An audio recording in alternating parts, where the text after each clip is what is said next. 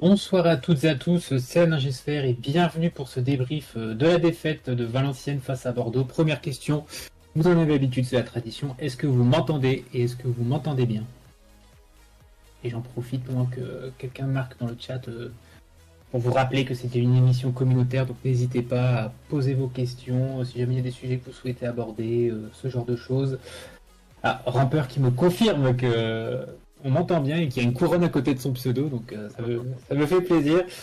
En tout cas, on va déjà commencer par, par saluer les intervenants. Donc, bonjour Ilan, Hello tout le monde, comment ça va? bonjour Julien, dit Jürgen, Bonjour, bonjour. et bonjour Maxence. Et bonsoir à tous. Horaire et même jour un peu particulier puisque nous avions des indisponibilités ce week-end. Donc, on va tenter un débrief le lundi soir d'une défaite. Ça promet de ne pas exploser les records d'audience, mais on sera là quand même avec passion et dévouement. Bon, messieurs, globalement, ce match face aux Girondins de Bordeaux, qu'est-ce que vous en avez pensé? Est-ce que c'est une défaite encourageante pour prendre direct un poncif de journaliste au bout d'une minute? Allez-y, messieurs. Bon, je m'en souviens plus de ce match, il est trop lointain. Non, ouais, défaite amère quand même, parce que bon, sur la fin du match, on était vraiment bien. À partir du but égalisateur qui sort un peu de nulle part quand même. On était vraiment bien, on sentait une montée en puissance. Les joueurs qui entraient étaient vraiment performants. L'équipe avec les nouvelles recrues affiche un beau visage. Bon, après en soi, la défaite en termes de statistiques, elle est assez logique. Même si, comme je disais, on était mieux sur la fin de match, les 10 dernières minutes, elles étaient quand même en faveur des Girondins. Ils ont 2 voire 3 occasions assez nettes à partir du moment où c'est exposé à 4 derrière. Donc défaite logique, mais à la fois amère. En fait, les deux sont compatibles. Moi je rejoins Jürgen, assez frustrante, parce qu'on sent qu'il y avait la place, mais paradoxalement elle est quand même méritée, je trouve, cette défaite. Après, j'ai vu pas mal de gens parler de défaites encourageantes, en effet. Moi je suis pas forcément trop d'accord sur ça, et je pense qu'il faut pas non plus oublier que franchement on a existé 20 minutes au total dans ce match. Donc je pense pas que c'est une défaite encourageante, même s'il n'y a pas le feu au lac, mais surtout frustrant parce qu'on sent qu'il y avait la place à un moment donné, quoi. Bah, moi, j'ai vu que le match par séquence, du coup. Mais moi, de ce que j'ai vu, je suis pas trop d'accord avec vous. Je trouve que quand on avait la balle, justement, on savait vraiment bien utiliser. J'ai pas eu l'impression qu'on l'a eu 20 minutes, comme tu le disais. Et que vraiment, on a eu des belles actions. Moi, je repense à celle de Bonnet, là, c'était en première ou en seconde, je sais plus, là, avec le En où il se première, ouais. retrouve vraiment Ouais. en face du but, où on a vraiment l'impression qu'il peut la pousser pour la mettre au fond. On a vraiment cette impression-là. Je sais pas ce que ça donne depuis derrière le but. À mon avis, il devait avoir une meilleure vision que nous. Mais pour moi, on a eu des actions. On aurait pu être encore plus dangereux que ça. Mais pour moi, franchement, on aurait dû au moins prendre un point sur ce match. Il me semble qu'il était hors jeu, l'abonné, sur l'action que tu décris où il y a qu'à pousser. Ah Il ouais. me semble. Ou alors il a sifflé faute, mais en tout cas, ouais, c'est pas allé au bout. D'accord. Bonsoir Asta du 59 dans le chat et Yandai59 qui nous dit on n'a pas duré que 20 minutes, Bordeaux n'a rien fait de plus que nous. Et Asta59 dit franchement on a beau regarder les stats je pense plutôt, on a largement dominé Bordeaux et Bordeaux on les a vus que par intermittence. Vous êtes d'accord avec ça? Est-ce que vous trouvez que finalement Bordeaux ne méritait pas vraiment de prendre les 3 points? Pour parler un peu du match des Girondins, on va pas faire 15 ans dessus, mais c'est vrai que pour une équipe qui se revendique comme concurrent à la montée, c'était pas incroyable quand même. Bah, Enfin, on n'a pas vu un. Ouais, vas-y, vas-y, excuse-moi, vas-y, Maxence. vas-y, vas-y. Bah non, j'allais dire, c'est vrai qu'on n'a pas vu un grand Bordeaux, mais on s'y attendait, parce qu'on ne le voit pas depuis le début de la saison, ce grand Bordeaux, et je pense que c'est une équipe qui a régressé techniquement par rapport à la saison dernière. Maintenant, sans un grand loucher, un grand poids, le match on le perd peut-être 3-1, 4-1. Il y a des grosses occasions à la fin, on a tendance à les oublier à un partout et même à 2-1. Ça peut faire l'addition, elle peut être beaucoup plus corsée à la fin du match. Donc non, pour moi la défaite, elle est quand même méritée.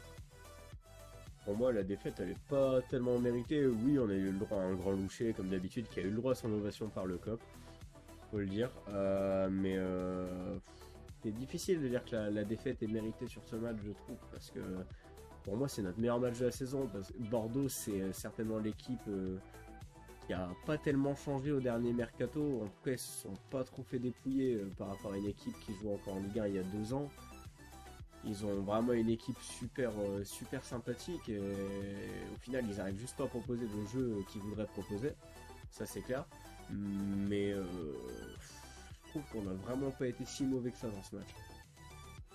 Dazwi22 qui dit on s'est fait beaucoup monopoliser la balle en deuxième mi-temps. Pour Yandai, on a eu Bordeaux a eu des grosses occasions parce qu'on pousse et qu'on s'expose pour essayer de gagner. Le but de Cruz était à poil. Et Asta nous complète en disant Valenciennes méritait le match nul facile. Alors attendez, juste je me permets 4 choses. La première, c'est qu'il y a eu effectivement un bug de connexion, mais qu'apparemment c'est revenu. Ouais. Donc nos excuses, c'est revenu. La deuxième, c'est merci à Rampeur qui a enfin réussi à lâcher son abonnement Prime. On peut l'applaudir. Bravo. Bravo à lui. Et du coup, je vais poser une question au chat. Et pendant que le chat répond, Maxence va vous expliquer ce que c'est que Twitch Prime. Attention, c'est... Twitch Prime, alors Twitch Prime... Attends, laisse-moi poser la question. Ah, d'accord, non, bah oui, mais moi, dès que tu me lances sur Twitch Prime, tu sais, je m'en bats. Messieurs du Dès que ça chat, parle d'argent. pouvez-vous me citer un joueur dont le nom de famille commence par un S et qui a joué à la fois à VA et aux Girondins de Bordeaux? Et pour vous donner une indication, il était à VA aux alentours des années 2007-2008, je dirais. Je vous donnerai un autre indice si vous ne trouvez pas après. Mais du coup, Twitch Prime, alors si vous êtes abonné à Amazon Prime pour voir les matchs du VFC, par exemple, sur Amazon, du coup, vous avez le droit à un abonnement Twitch gratuit que vous pouvez offrir à la Nagesphère en appuyant sur le bouton s'abonner si vous reliez votre compte Twitch et Amazon. Donc c'est très simple, vous appuyez juste sur le bouton s'abonner, et vous aurez à vous abonner avec Twitch Prime, avec la petite couronne, et vous nous donnez gratuitement de l'argent. Merci à tous. C'est ça, c'est un don gratuit. Qui ne vous coûte Les gens ont rien. l'air inspirés sur les réponses. C'est un joueur qui Vas-y, Maxence. a joué dans le dernier vainqueur de la Ligue des Champions, dans le club vainqueur de la Ligue des Champions, si je ne me trompe pas. Hein. Je crois que tu te trompes. Manchester City, il a pas joué à City? Si, il a joué à City, je crois. Si, c'est ça. Il a joué à Manchester City. Oh, c'est compliqué. Hein. Sarcheville. Pour donner un indice qui Saïd Ben va vous Salih. aiguiller, malheureusement, c'est un joueur qui a eu une très mauvaise fin avec Valenciennes. Ah oui, ok, ça y est, je l'ai. Avec un S, année 2008. Qui a connu Son, une son nom de famille décrit un peu l'état du chat actuellement. Attendez, 45 spectateurs quand même, messieurs, là. Comment ça, l'état du chat? Et sur Ah, un je mort de pas dos. du tout. Ah oui, je viens de voir. Et effectivement, la bétonnière qui continue sa radia au niveau des points, c'est pire qu'un grimpeur au Tour de France. Il prend tous les points, c'est la bétonnière donc qui a en répondant David Sommeil et Yenda et Rampeur qui ont trouvé, mais après lui, donc je vais Bravo. le noter. La bétonnière 3 points. Et donc messieurs, un 3-5-2 sans saveur ou en tout cas sans surprise, mais on a quand même pu voir la première prestation d'une recrue. Monsieur Costa, et là, désolé Ilan, ça tombe toujours sur toi, mais apparemment tu as été l'un de ceux qui a été pas très convaincu par la première du joueur transféré depuis Porto. Alors, c'est pas que j'ai pas été trop convaincu. Disons que je pense qu'il a pas fait un match exceptionnel, mais je comprends tout à fait. Je pense que il y a encore beaucoup de manque au niveau des automatismes, au niveau de la compréhension du jeu par rapport à ses compères au milieu de terrain, et c'est tout à fait normal. Hein. Il a quoi, 5-6 entraînements dans les pattes, 45 minutes en amical contre Molenbeek, et je trouvais notamment en première mi-temps, il cherchait beaucoup, il regardait beaucoup le jeu, et il était un petit peu perdu, notamment parce qu'il n'y avait pas beaucoup d'automatisme encore avec Cruz et Masson, Cruz en plus qui n'était pas là avec la sélection danoise pendant la trêve. Donc je suis pas inquiet pour lui, mais je l'ai trouvé un petit peu en deçà, quoi.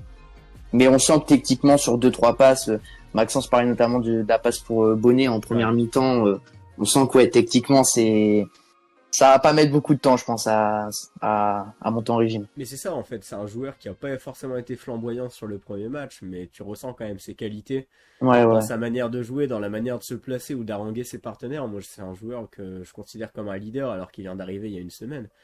Et tu le ressens directement. De toute façon, l'impact qu'il a avec ses partenaires va être très très intéressant à suivre. Mais là, sur le premier match, il a fait un match cohérent, un match assez correct, mais pas de quoi non plus en faire des caisses pour l'instant. Mais je pense que dans le futur, ça sera une pièce maîtresse du milieu de terrain de Valenciennes, ça c'est clair. Ouais, j'ai pas de doute non plus pour le coup. Donc on y est messieurs, est-ce qu'on se fait un conseil de classe de toutes les recrues qu'on a pu voir samedi? On peut. Alors j'ai oublié son nom, désolé, c'est le joueur en prêt du Standard. Bandsé. Sacha Bandsé. Sacha Bandsé. Sacha Hans. On l'a pas trop vu. Non. Donc malheureusement, il était moins en vue. Ouais. il est un peu, enfin pas fautif, mais il est pas irréprochable sur le deuxième but malheureusement au niveau de son positionnement. Qui d'autre on a vu? Bah Venema, bon on l'a déjà vu, c'était dans Knockaert. l'année dernière. Ouais, Knockaert. Je pense qu'il le garde pour la fin. Et d'ailleurs vous dites Knockaert ou merde. Knockaert? Vrai débat. J'ai toujours dit Ouais. Knockaert, perso, mais... Knockaert, Mais je pense que c'est Knockaert, ouais. Je pense qu'en français c'est Knockaert, mais comme on a tous la vidéo en tête du commentateur anglais qui dit Knockaert, je pense que c'est la prononciation anglaise et qu'en fait c'est Knockaert, Non, en tout la cas, mode flamande. son entrée... Tu me diras, on dit Bollard alors. C'est vrai. Il est bon, il a réussi à faire vibrer le cop en 2 minutes. Que ce soit par ses gestes techniques, le gars était dans un five littéralement sur le peu de temps qu'il a joué. Moi j'ai adoré. Il a harangué le public en plus quand il en avait besoin. Ouais. Moi je l'ai trouvé franchement spécial le joueur. Et s'il continue comme ça, s'il arrive à se remettre en forme physiquement, là il a tenu un pari, j'ai vu avec le staff, c'était sorti dans la Voix du Nord je crois aujourd'hui ou hier. Ouais. Où il disait que C'est ça. justement il doit se remettre en forme physiquement, il a déjà perdu 2 kilos depuis son arrivée, donc il va vite, il va très vite. Et on espère que ça va aller pour lui et qu'il va faire la saison qu'il souhaite faire. Ouais, c'est marrant quand il est arrivé là sur le terrain, ça faisait beaucoup penser à Chevalier. Ah, j'allais Teddy dire. Chevalier pour être précis. Déjà en mode leader assez charismatique, assez expressif. Attention de pas trop l'être parce que bon, on a déjà vu qu'il s'est pris un jaune assez rapidement et puis il contestait. Donc ça me faisait encore plus penser à Teddy, le fou du village. Faut pas qu'il soit trop sanguin, mais ouais, le leadership il était présent et ouais, il a chauffé le stade comme il fallait. On avait l'impression qu'en fait il était formé au club et qu'il revenait au club en fait. C'était assez plaisant à voir et ça a hypé pas mal. Moi, je rejoins Jules. Alors, il me l'enlève totalement la comparaison avec Chevalier. C'est vrai que dans le profil, enfin, pas dans le profil technique, mais dans le personnage un peu, tu sais, c'est un mec, il respire un peu le barbecue le midi en famille et les frites chez mamie, quoi. Il y a un peu ce côté, je viens, je fais 2-3 dribbles, je réveille le cop et c'est un peu aussi pour ça qu'on paye nos places et nos abonnements, quoi. Du coup, c'est assez intéressant. Moi, je le trouve surtout très vif sur ces 2-3 premiers appuis.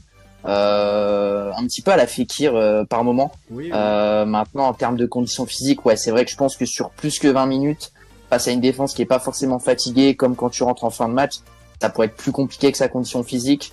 Je suis pas sûr qu'il puisse débuter contre Amiens ou jouer tout le match, mais c'est vraiment intéressant. On sent qu'il a du ballon et voilà quoi, c'est une recrue d'un autre standing que ce qu'on a mangé pendant 9 ans, quoi. Je suis d'accord avec toi, c'est trop tôt, on l'a vu sur ces 10 minutes, 15 minutes où il était vraiment sur le terrain, il était cuit.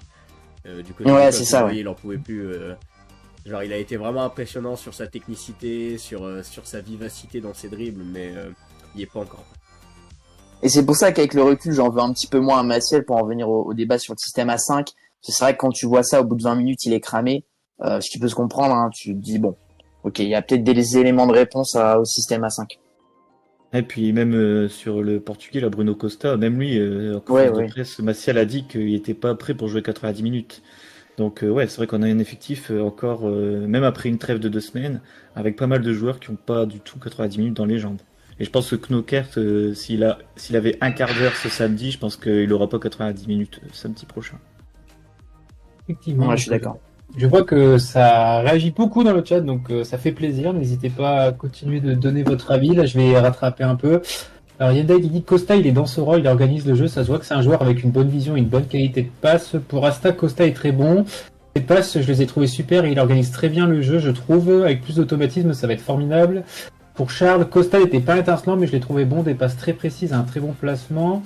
Asta qui confirme que Banzé est un peu fautif sur le deuxième but. Pour Yendai, Knockaert, faut espérer qu'il perd 10 kilos parce qu'il pourrait être monstrueux et il faut envoyer un stage avec Pogba. Dozier qui est plus mesuré, qui dit qu'il a pas trop aimé l'entrée de Banzé parce qu'il est rentré sur le timing où on était totalement dominé, c'était pas le meilleur moment pour rentrer. Asta qui confirme que Knockaert il peut incarner un leadership. Charles, je me fais aucun souci sur son rendement offensif, mais j'ai un peu peur de sa mentalité. Il a l'air de voir rouge très rapidement. Et Dave qui dit que Knockaert, sa célébration aurait dit le retour de Thierry Henry à Arsenal. C'est vrai. Et que effectivement, il est impressionnant quand il est rentré en jeu, mais il faut qu'il s'améliore au niveau de sa condition physique. Et Toron, je vois que c'est ton premier message sur le chat, donc bienvenue à toi. Il me dit bonsoir, effectivement, Maciel en parle de sa mise en place dans la compte d'avant-match. Les recrues ne sont pas prêtes. Donc c'est pour ça qu'il maintient les 5 derrière. Donc à voir si on aura le retour de la défense à 4 à Amiens ou est-ce que ce sera encore un peu trop court à ce niveau-là. Juste pour finir le panorama des recrues qui sont rentrées, il y a aussi Andrew Young qui est rentré. Je sais pas s'il y a grand chose à dire. Je crois qu'à un moment il fait un bon truc dans la surface, un bon dribble. Mais bon, à part c'est lui qui se procure la dernière occasion avec le tir. Était assez en angle fermé. Ouais, il n'y a pas grand chose à dire pour l'instant. Sa situation m'agace un petit peu Andrew Young parce que lui, tu sens quand même qu'il est quand même prêt physiquement. Et pour moi, au bout d'un moment, il doit passer devant Bonnet dans la hiérarchie. Bonnet, on a compris, ça marche pas. Ça marche pas, malgré tous les efforts qu'il est capable de faire, ça marche pas. Donc il faut pas forcer. Au bout d'un moment, je trouve qu'Andrew Young, il mérite aussi d'avoir sa chance. Venema, il commence à être prêt petit à petit aussi. Il va bientôt entrer vraiment dans la rotation. Mais Andrew Young, pour moi, doit être titulaire à Amiens. Ça, c'est une certitude. Donc dans le système de Maciel. Absolument. Mais une magnifique passe décisive, Maxence. Je me permets d'ouvrir un débat parallèle sur Hugo Bonnet et le petit débat qu'il y a eu ce dimanche. Bon, son match était nul à chier. Personne autour de ces micros ne dira le contraire, mais peut-on et doit-on siffler un joueur de notre équipe, même quand il sort une bouse ainsi? Moi, je déteste non. Ça. Sauf manque de respect. Ouais, voilà. Je pense qu'il y a une différence entre siffler un joueur qui est mauvais, comme c'est le cas actuellement pour Bonnet, faut pas se mentir, et siffler un joueur qui respecte pas le maillot. Et pour moi, je pense que Bonnet, il est quand même dans le respect du club. Je pense qu'il a une hygiène de vie honnête et qu'il fait pas le con. Mais ouais, siffler, non, ça sert à rien à part l'enfoncer plus. Il est déjà, je pense, un peu au fond du trou sportivement. Ça sert strictement à rien pour le coup. Après, voilà, on va pas faire le monde, ça se passe comme ça dans tous les stades. Moi, j'aime pas ça du tout. Déjà, contre Guingamp, il y avait déjà eu quelques sifflets. J'avais dit aux gens de se calmer un petit peu. Là, je pouvais pas faire grand chose vu la bronca qu'il y a eu, malheureusement. Mais ouais, c'est un peu triste pour lui.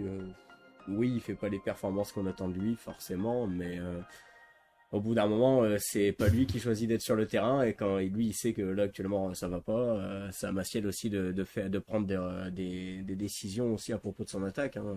Oui, si tu le mets sur le terrain alors que le mec claque pas, il a pas claqué depuis un an, ouais, forcément, au bout d'un moment, il va se faire siffler. Donc c'est aussi une responsabilité du staff, faut faire attention à ça. Et ce qui est fou, c'est que bon, déjà, samedi, t'étais dans le faux, enfin dans les émotions du match, voilà, les sifflets. Mais le lendemain, bon, pas de chance, c'était son anniversaire, il y avait des publications sur les réseaux. Il y a des gens qui sont allés jusque dans les commentaires sur les publications pour faire un truc pour son anniversaire. Pour dire ouais, comme cadeau, casse-toi du club, punaise, il est trop nul, il est nul à chier, mais. Ouais, puis ça nous permet aussi de passer un peu ce message-là, comme quoi on peut critiquer un joueur, nous le premier, mais ça reste des êtres humains. Donc bon, les insultes, on peut les garder pour nous. C'est même s'ils interagissent pas forcément beaucoup avec nous sur les réseaux, ou certains n'ont pas certains réseaux. On sait très bien que les joueurs, ils recherchent leur nom dans les barres de recherche Twitter ou Insta et ils lisent les commentaires. Et c'est vrai que ça reste des êtres humains avant tout. Et voilà, je pense que déjà tous nous ici, lire des insultes des fois sur nous, ça peut faire mal. Donc je pense que voilà, on peut critiquer un joueur, mais l'insulter, c'est quand même dur. Derrière, c'est un être humain avant tout, qui a une famille. Et même s'il est en difficulté, au moins il se bat. On peut pas non plus lui enlever ça. Bon, le chat est plutôt d'accord pour Toronde, il est d'accord qu'on ne doit pas le siffler. Pour Asta, je trouve que Bonnet, on critique beaucoup les sifflets qu'il a eu, je n'apprécie pas. Certes, il marque pas, je suis d'accord, c'est très embêtant, mais il se donne à fond sur le terrain, il a un chien. Toronde qui est d'accord, il s'arrache pour le maillot malgré son niveau technique. Pour Yandai, Bonnet, il se donne sur le terrain, il fait tous les pressings, il s'énerve avec l'arbitre pour gagner des fautes, etc. C'est honteux de le siffler. Et pour Yandai, Bonnet, c'est un joueur qui doit jouer avec un deuxième attaquant, il fait les pressings et il décroche trop. Attends, je finis de lire le chat et puis je vous lance là-dessus. Garbo, je crois que c'est ton premier message, donc bienvenue. Tu me dis qu'Hugo Bonnet ne sera plus titulaire à partir de maintenant. Et Yandai qui dit que malheureusement c'est une partie du public qui n'y connaît rien. Justement, est-ce que c'est pas un peu agréable pour Hugo Bonnet? Parce que là, tout le monde se dit, ouais, quand il est sorti, c'était vachement mieux, mais c'est parce qu'on est passé à 2 attaquants quand il est sorti. Il aurait pu faire du bien aussi en rentrant dans un système où il aurait pas été titulaire. Moi, je rejoins Maxence à un moment donné aussi. C'est pas lui qui le met sur le terrain. Au bout d'un moment, je pense que si à l'inverse tu le fais rentrer sur des fins de match où t'as des défenses un peu plus fatiguées, il peut aussi avoir un rendement intéressant. Donc, mais c'est vrai que mentalement sur ça doit être dur quoi, pour le coup. Et puis en plus, c'est non seulement il le titularise à tous les matchs, mais en plus il le titularise dans des conditions qui ne fonctionnent pas, c'est ça qui est Bien assez sûr. agaçant. Là, sur ce match tout particulièrement, en fait, il veut jouer en déviation, mais il joue en déviation pour personne. Limite, t'as l'impression qu'il y a un joueur invisible à qui il donne la balle à chaque fois, et c'est parce qu'en fait, il n'est pas bien dans ce système, donc je comprends pas pourquoi on persiste avec lui. Et je suis totalement d'accord avec Maxence. Pour moi, Young, c'est vrai qu'il a l'air un peu plus affûté que Venema ou Knockaert. Donc ouais, moi perso, je lui laisserai sa chance, voire les titulariser à deux si jamais ils sont compatibles, ça j'en sais rien. Pour Kalou, il doit jouer en deuxième mi-temps pour épuiser les adversaires. Dazoui, si Marcel le remet titulaire à Amiens, je ne comprends pas. Oriental, si tu mets titulaire Venema et Bonnet, il peut faire quelque chose. Charles, qui est d'accord avec moi, ça me fait plaisir, qui dit c'est le changement de système qui nous a permis d'être beaucoup plus offensif. Toron qui veut le voir dans un futur système. Le problème, c'est que Boututaou joue déjà sur un côté, Bonnet qui décroche, tu as donc personne devant. Pour Charles, c'est le gros défaut de la défense à 5, les ballons n'arrivent jamais devant la cage adverse. Bonjour Vanost, je vois que c'est ton premier message sur le chat, donc bienvenue. Tu nous dis que tu penses qu'il peut être bon si on le met en déviation. Et pour Toron, Venema, c'est la première fois que je le vois faire autant de pressing que Bonnet sur sa rentrée. C'est vrai que, bon, est-ce qu'elle se passe de commentaires à l'entrée de Venema? C'était dans la lignée de ce qu'il nous a proposé les fois dernières, je trouve. J'ai pas. Et- Arrête de dribbler le gardien par pitié. C'est ça, fracasse-le et va chercher un carton rouge, quoi. C'est ça, quoi. Messieurs, je suis un commentateur ou un présentateur nul. J'avais une question sur Knockaert, mais je l'ai complètement oublié, donc je me permets un petit aller-retour. Et vous êtes des experts et vous avez disséqué le mercato à la loupe, donc je suis sûr que vous aurez la réponse. Est-ce que vous pouvez me dire dans quel club notre cher Knockaert ou Knockaert a signé son premier contrat professionnel? Guingamp, non? Ouais. Oh punaise, je pensais pas que t'allais me la sortir celle-là. Mais... Ah ouais, il est pas si dur. Ah ouais, il est pas si dur. Attends, je mets Ilan. Allez, Je rends-moi un point comme ça, c'est magnifique. 2 points. Je vais peut-être faire une deuxième question, comme ça je les aurai toutes faites. Voilà, c'est à la fois une question chat et à la fois une question vocale, parce qu'on a vu que tout le monde n'aura pas toutes les réponses. C'est une triple question. Pouvez-vous me citer la dernière victoire de VA à domicile contre Bordeaux, environ l'année, le score et les buteurs? 2010, non? Alors, Kelly 2010, Moi? Il a... un point. C'est Oh, le Les doublé buteurs, les magnifique. buteurs. Allez, donne les buteurs. Ben Kelfala, non? Non, C'est pas Ah, 2-0 déjà? 2-0, c'est bon ça Julien, bravo. Parce que j'ai fait l'avant-match, le post avant-match, et je l'ai vu, mais j'ai oublié le reste. Moi, je me sers d'un buteur, mais comme j'ai vu les questions avant, je vais pas répondre. Un petit Samassa, là, non? Non, non. Non, Bon, c'est plus facile. laisse-moi. Danick, C'est plus facile, les gars. Franchement. Kadir? Pujol? Quel dire Yannick. Pujol, c'est bon. Allez, Oh. 2 points.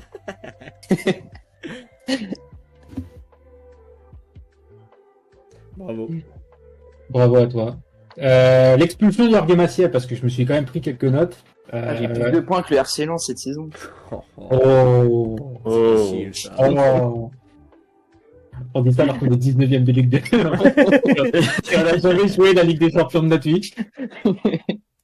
Mais attendez, avant de faire Jorge Maciel, quand même, le premier but de la Crouzance, de la Crousière s'amuse. Moi, ça m'a. Franchement, j'étais pile devant. Incroyable. La double feinte de corps où il passe et le défenseur et le gardien. Bon, après, j'ai cru que la balle était petit filet extérieur, donc j'ai pas réagi tout de suite. Mais c'est.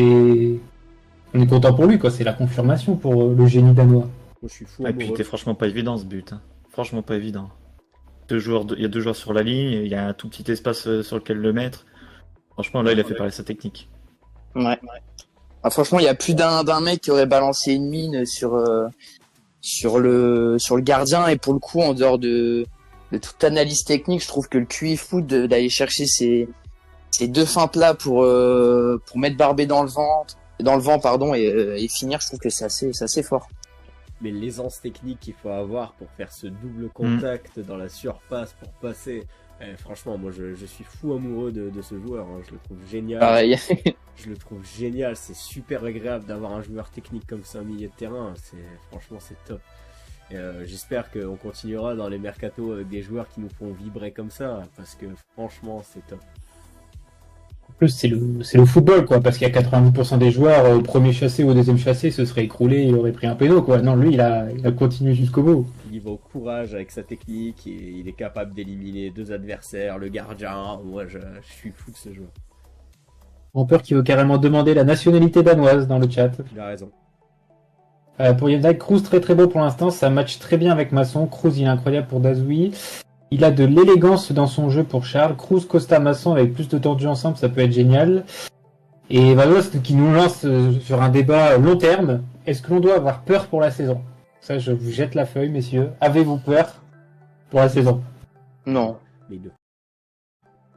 Normalement, non. Mais après, il y a déjà eu des équipes comme ça où on pensait que ça allait prendre et que ça n'a pas pris. Donc on n'est pas à l'abri. Mais C'est ça. je pense que si on n'est pas optimiste maintenant, on l'est jamais, quoi. Faut Ça toujours fait 10 avoir- ans qu'on attend.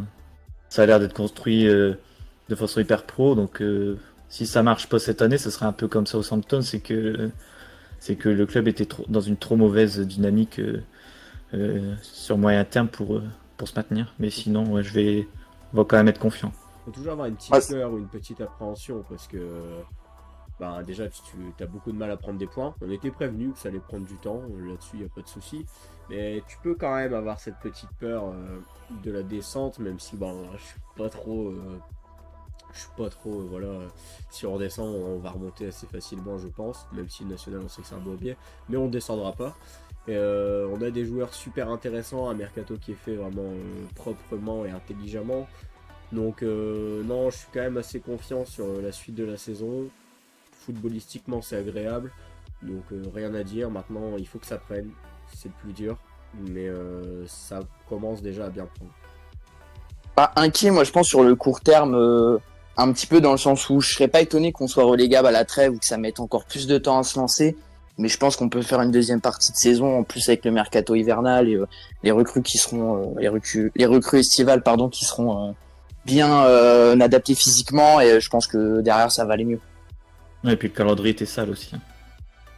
Ouais, c'est ce que dit Charles dans le chat. On a quand même joué des gros clubs, on peut le rappeler. On s'est tapé Auxerre qui, à mon avis, va jouer les 2 premières places. Bordeaux qui a un effectif de fou furieux. Un déplacement encore, c'est Bastia qui a fini 4ème la saison dernière. Donc en 6 matchs, c'était quand même pas un cadeau. Mais après, dans l'autre sens, là, tu vas à Amiens qui est 3ème.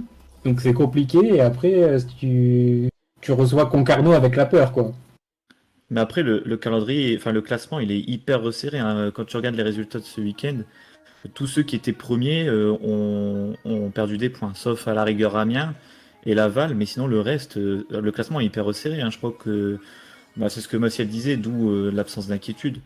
Même Concarneau, ils gagné 3-0. Enfin, là, c'est très resserré, très homogène le niveau cette année en Ligue 2. On est à 3 points de Alors, 7ème si je ne me trompe pas. En fait, pour le coup, Amiens, ils sont fait tarter par le Paris FC 3-0. Donc, Ah oui, pardon, oui, voilà, ça ouais, rejoint un c'est peu ça. ta théorie, ouais.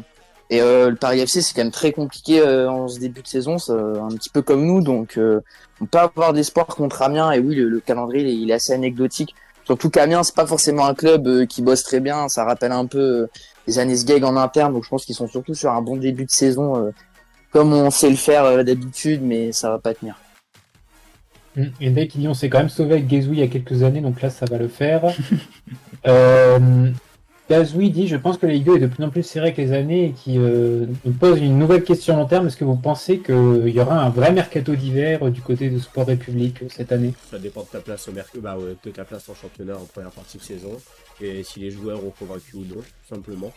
Mais je pense qu'il y aura quand même une ou deux recrues pour rien. Ouais, il y aura pas grand-chose. Il y aura pas grand-chose parce que là, au mois de décembre, on commencera vraiment à avoir l'effectif rodé. Donc à moins qu'il y ait vraiment 1 ou 2 ajustements, ce sera un mercato classique d'ajustement. On va pas faire un empilement de recrues comme on a fait le 31 août. Exact. Non, je pense qu'on peut peut-être aller chercher un petit latéral droit, même en dehors de toute critique envers Linguet. Même si c'était Dani Alves Prime, il reste quand même tout seul sur son poste, donc le jour où il se blesse, c'est un peu compliqué.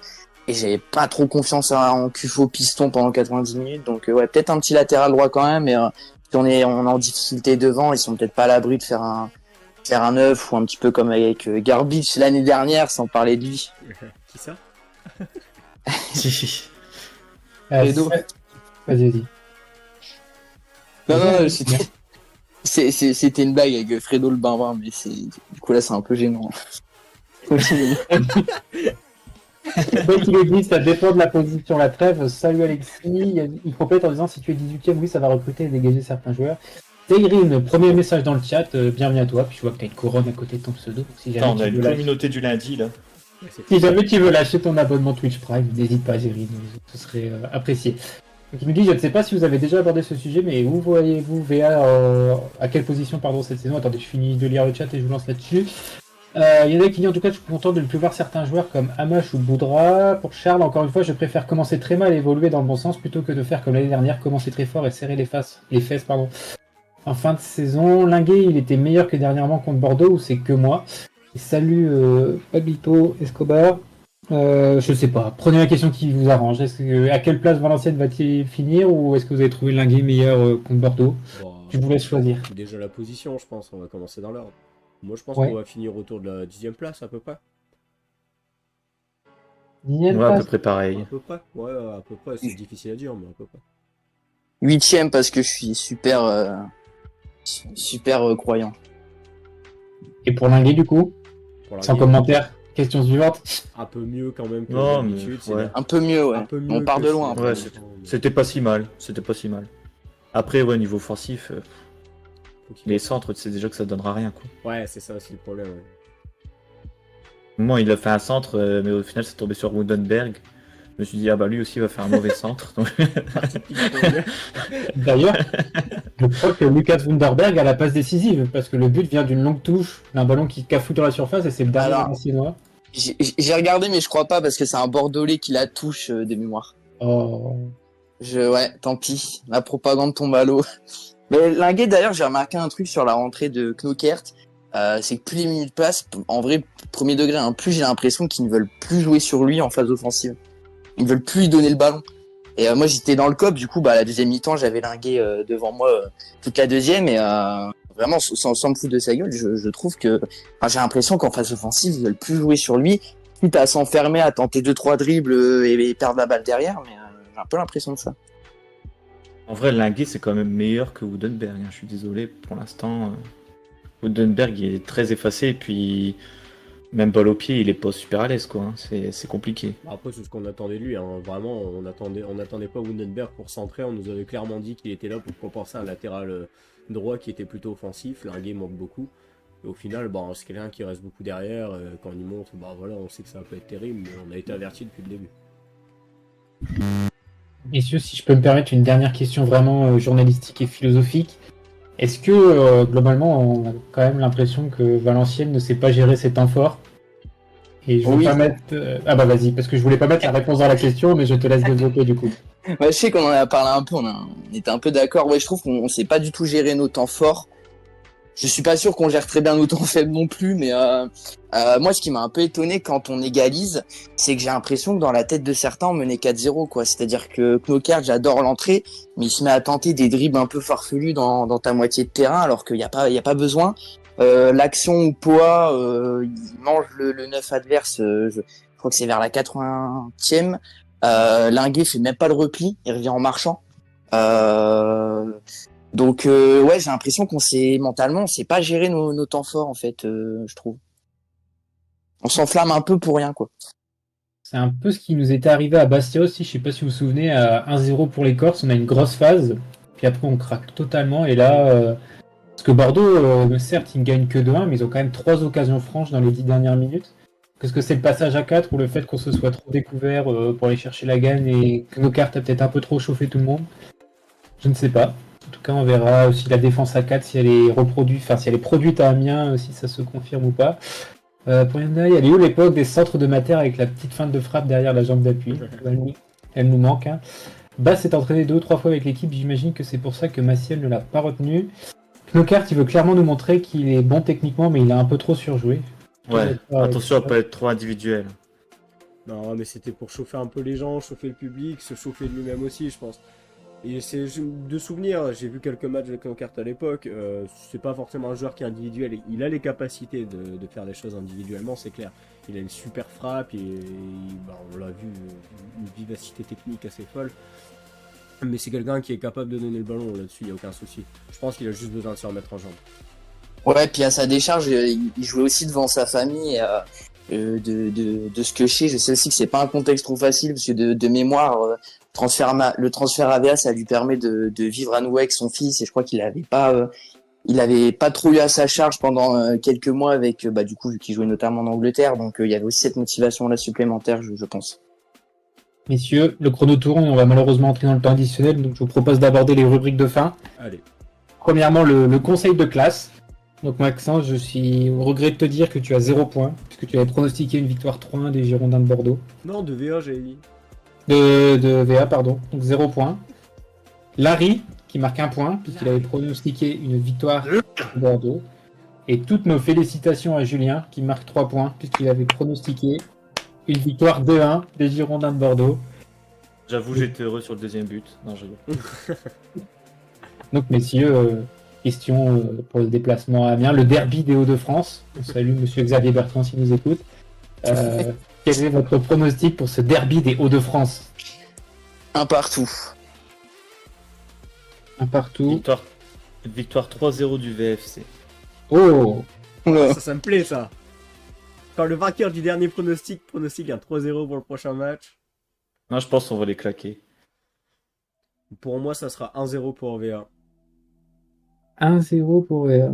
Donc, personne ne voit une défaite à Amiens. Jamais on perd à Amiens, surtout pas contre eux, je te le dis. Voilà. Une histoire dans l'histoire, Maxence, des choses à nous dire. On va peut-être éviter. Les pauvres. C'est juste Xavier Bertrand ne leur a même pas donné 1 euro. Ouais. Vieux club. Ça me rappelle un autre club, mais bon, pas grave. Y en a qui nous disent 0-2, doublé de bonnet. Écoute, ne jamais dire jamais. 2-1 pour VA pour Charles. 1-2 but de Boututaou et Young en fin de match. Et oui, punaise, merci Zairine. L'info du jour, la nomination du nouveau directeur général, je crois, du VFC. Je vous laisse préparer votre réponse pendant que je lis les derniers pronos. 2-0 pour VA pour la bétonnière, qui est souvent présent pour le quiz. Est-ce qu'il va être présent pour les pronos? On verra bien. Pareil pour Pablito, 2-0 pour VA. Et donc, messieurs, encore un 2-0 pour Noah Bricot. Et du coup, messieurs, la nomination de Johan Godin au poste de DG, qu'est-ce que vous en pensez? Est-ce que vous pouvez nous présenter un peu son profil pour ceux qui sortent du travail et qui n'ont pas pu suivre? Faites-moi rêver. Gros CV, très gros CV. Alors, du coup, Johan Godin, selon La Voix du Nord, nouveau directeur général du VFC. C'est quelqu'un qui est actuellement chargé du développement de la Ligue 1 à l'international pour la LFP. Je sais qu'il est notamment pas mal sur l'attractivité espagnole. C'est quelqu'un qui a l'air d'être un supporter du VFC. On a remonté un peu ses tweets, notamment vous, Laninger. Il y avait quand même pas mal de tweets sur le VFC il y a quelques années. Donc ça, c'est plutôt intéressant. Il a notamment beaucoup fait partie de l'entourage familial de Borloo. Alors ça, je n'ai plus l'info exactement. C'était sorti par Fufu, mais donc apparemment c'était le mari de la sœur, je sais plus exactement, mais en gros, elle est dans l'entourage de Borloo. Ça, c'est assez intéressant. Il a un profil assez financier, c'est exactement ce que cherchait Sport République. Ils ont essayé de faire en sorte de trouver un profil qui pouvait pas mal coller à Ben Chorley. Et visiblement, c'est le cas. Il est extrêmement bilingue, donc pour investir assez international, c'est parfait.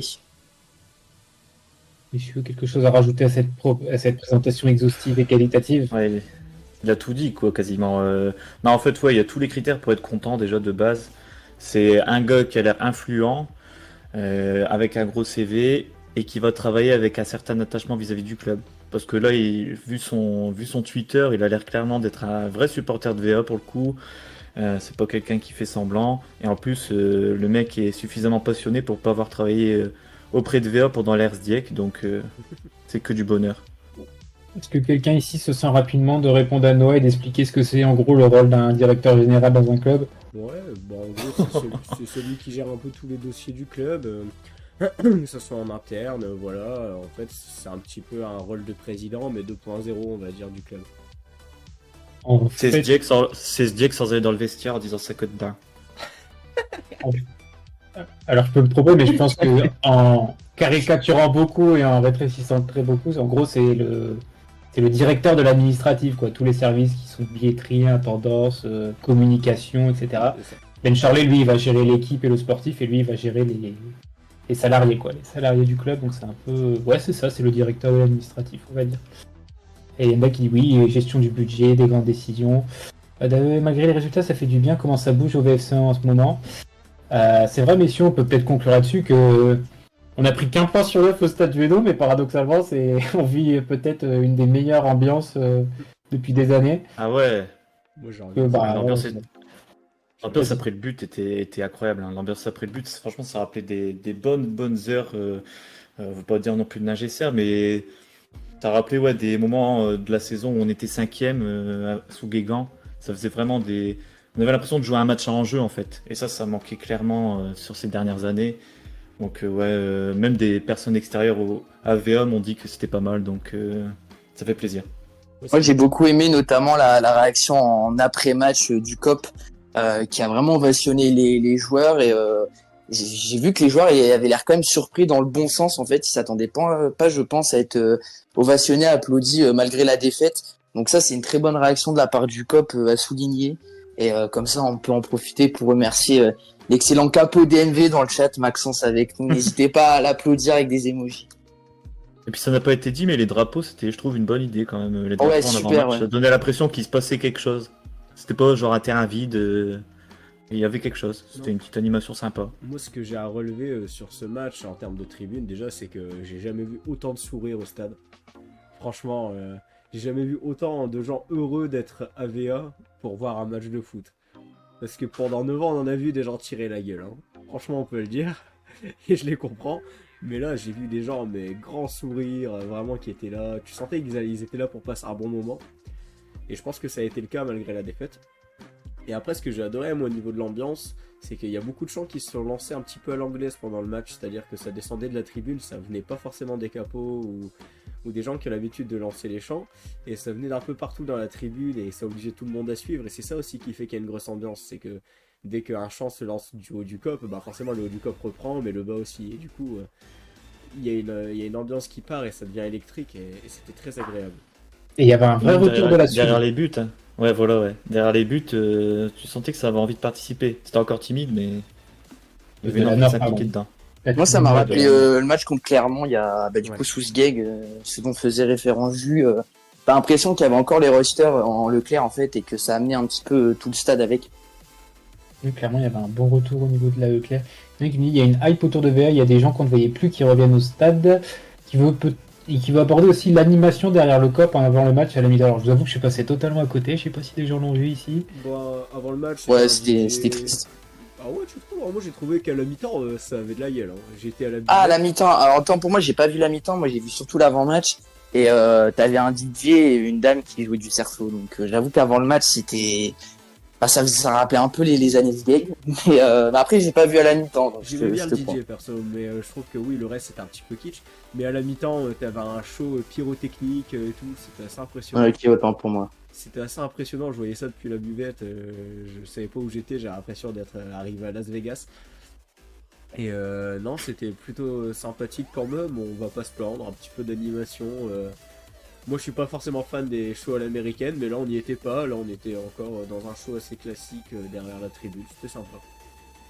On profite, message d'utilité générale, il y a Dazui qui cherche un covoiturage depuis Cambrai pour aller voir les matchs à domicile de Valenciennes. Sur le Discord, il y a une rubrique pour ça. Bah, n'hésite pas, si tu vas sur notre compte Twitter, tu auras un lien pour intégrer notre Discord, et sur le Discord, tu as un salon spécifique pour le covoiturage. C'est un peu compliqué, mais là, tu devrais trouver quelqu'un qui... Oui, dans le Cambrésis, je pense que tu trouveras quelqu'un qui pourra t'aider. Alors, pour Hyundai, je suis arrivé au stade, j'avais l'impression que c'était la reprise du championnat et qu'on n'avait pas joué depuis 4 mois. Vous savez, cette sensation de retrouver le stade. Peut-être le retour de l'ambiance de Ningesser pour Vanost. Rampeur qui salue Falcon, qui lui demande s'il bosse sur l'appli. Malheureusement, là, il est en train de bosser sur une exposition. Je sais pas si tu en as entendu parler, mais il est occupé. C'est un très occupé. Ça a le mérite d'exister, les animations d'avant-match pour Hyundai. C'était donc ça, les pétards. Il y a eu des pétards, j'ai pas entendu, j'avoue.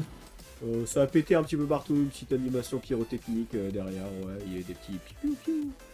Ça lui a fait, pour Hyundai, ça lui a fait penser à l'Air Legrand avec les feux d'artifice. J'ai essayé sur le Discord, personne m'a répondu, mais il faut réitérer. Persévère, t'inquiète pas, on t'en voudra pas. On va t'en trouver. Tweet un message et on te refitera au pire.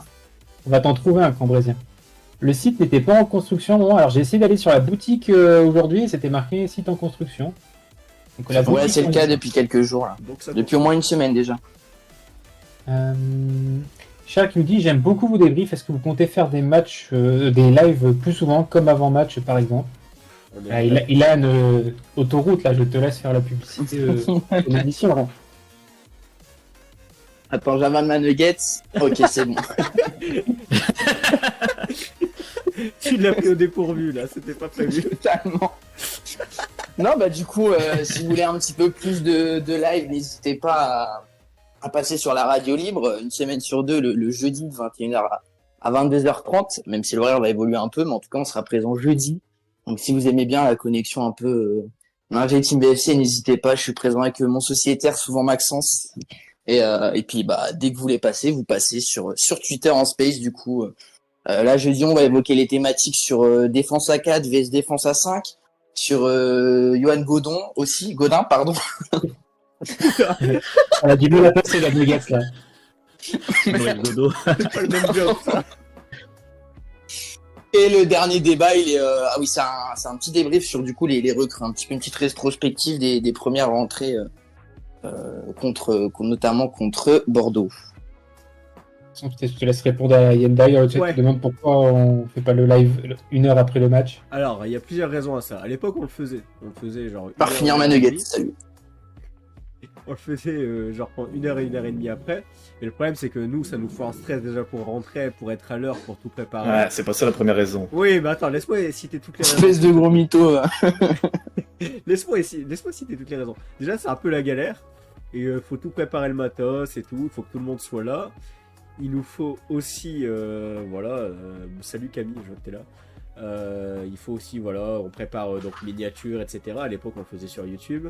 Et surtout, nous, on aime bien profiter de nos après-matchs ensemble entre copains, boire des coups et puis profiter un petit peu dehors de la ville de Valenciennes. Donc, souvent en après-match, on n'est pas disponible. De base, on fait ça le dimanche. Donc, une journée après, ça permet d'être encore dedans et de pouvoir se souvenir d'à peu près tout le match. Mais voilà pourquoi on le fait plus en après-match. C'est un peu trop compliqué en termes de galère. On se retrouve pour boire des coups avec vous. Bah écoute, souvent le début d'après-match se déroule au penalty. Après, ça dépend. Et puis c'est vrai que même pour ceux qui boivent pas de coups, c'était une pression quoi. Le coup de sifflet final, fallait se dépêcher de rentrer, fallait se dépêcher de manger. En fait, on profitait pas vraiment de notre match et c'était un peu chiant. Donc je trouve que c'est un bon compromis de le faire le lendemain. Bon là, on pouvait pas parce que le dimanche on était occupé, mais en général le lendemain ou le surlendemain.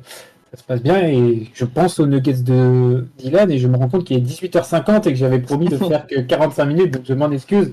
Ça va être l'heure de manger pour beaucoup de monde. Maxence, peut-être que tu lui répondras en MP pour la question sur les lives. Je vais répondre vite fait juste ici. On utilise un PC avec OBS Streamlabs, un PC quand même assez puissant qui permet d'héberger le stream sur Twitch. Voilà.